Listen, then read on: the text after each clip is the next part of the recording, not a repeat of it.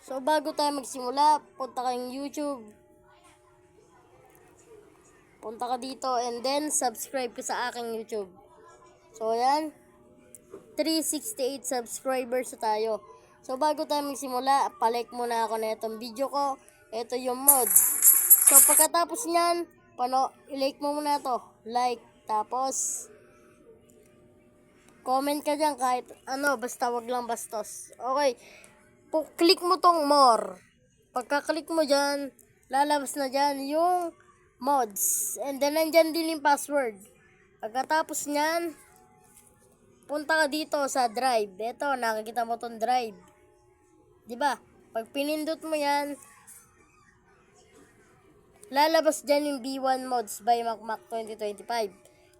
Pag clinic mo yan, pagkatapos na mag-loading, mapupunta ka ngayon sa Chiber. So, pagkapunta mo sa Chiber, ganito pa rin yon kasi ilalagay mo pa yung password. So, ako, nalagay ko na kanina. So, eto na siya pag lagay nyo na yung password. So, pag nalagay nyo na yung password, install nyo muna to. Unprotected APK 2.10. Kay Kishu tong APK. Credits na din kay Kishu. So, ayan. Ito din yung pwede din siya sa hindi unpro. So, ito yung script. Pindutin mo lang. Punta kang files. Click mo. Tapos, TextDB. Click mo lang. Tapos, itong tatlong to ang i-rename mo, mga bossing.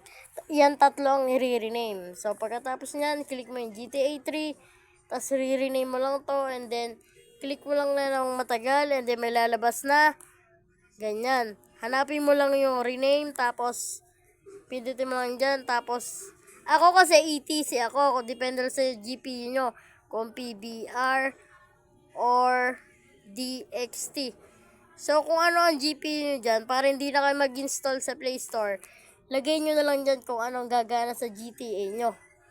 So, yun. Pag natapos nyo i-rename tong tatlo na to, sa pangalawa naman tayo dito. Click mo lang uli. Rename mo lang uli. Ganun lang uli sa pangatlo.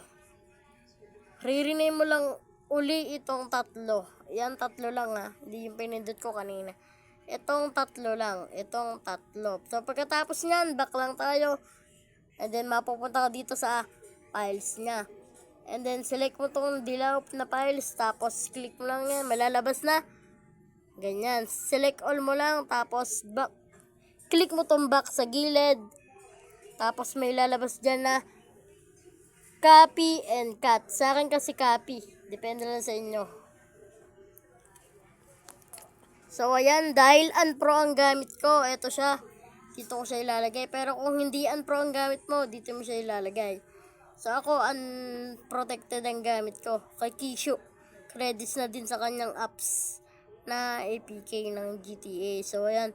Click lang natin yan. Tapos, depende sa inyo kung maglalagay kayo ng OBB. Sa akin kasi meron.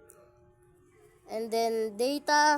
Search mo dyan. Tapos, lagay mo lang dyan yung mods. So, ako kasi, nalagay ko na kanina yan, kaya hindi ko na gagawin pa. So, pag nalagay mo lang dyan, hintay mo lang matapos. So, pagkatapos nyan, pwede ka nang maglaro ng GTA, mga bossing. So, ayan. Hintay lang natin. So, ayan. Click mo lang offline. And then, may lalabas na ganyan. Start game, tapos load game tayo dyan. BMX, kahit alin dyan sa dalawa. And then, pagkatapos nyan, ayan, makakapaglaro ka na, yun lang. Pa-subscribe na lang ulit mga bossing. Yun lang.